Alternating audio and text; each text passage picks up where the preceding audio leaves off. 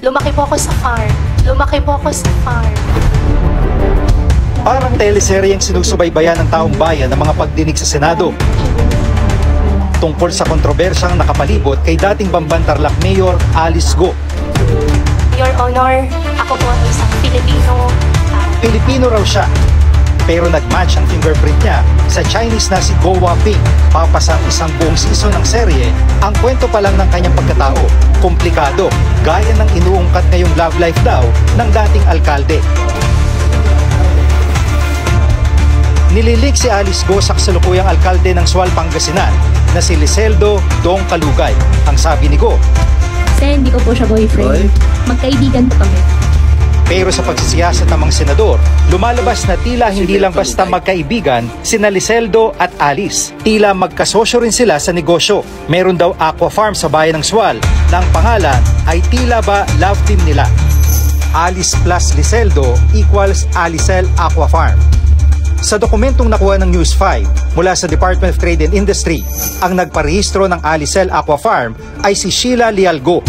Siya ang kasama ni Alice Go na tumakas palabas ng bansa. Magkapatid sila kung ibabase sa papel, pero pareho nilang itinatanggihan. Ito pa ang natuklasan sa pagsisiyasat ng aming team.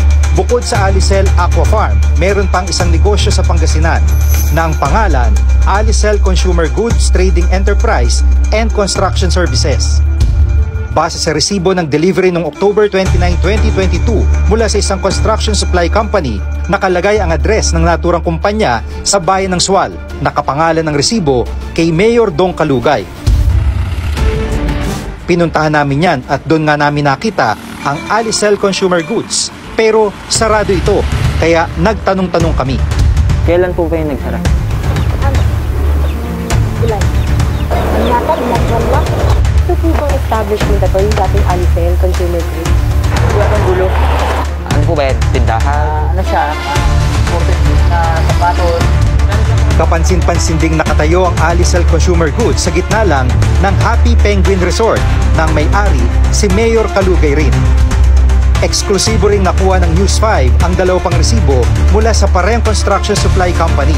Ang address naman nakalagay ay Linq Farm sa barangay Malabobo sa bayan ng Mga Tarem.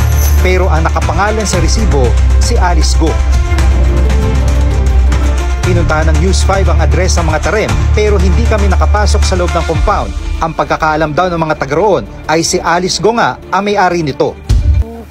Kaya ito po ba yung Linq Farm na sinasabi po nila? Pero kayo sir, nakita niyo na po si, di ba kasi yung sinasabi niya kay Alice Go daw po ito. Nakita niyo na po siya like personal, ganyan. Oo. Kita po naman.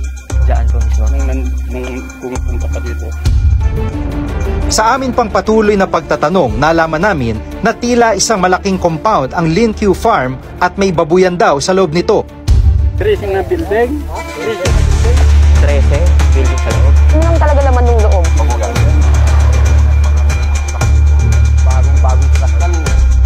Sinusubukan naming kunin ang panig ni Sual, Pangasinan Mayor Kalugay pero hanggang ngayon ay wala pa siyang tugon.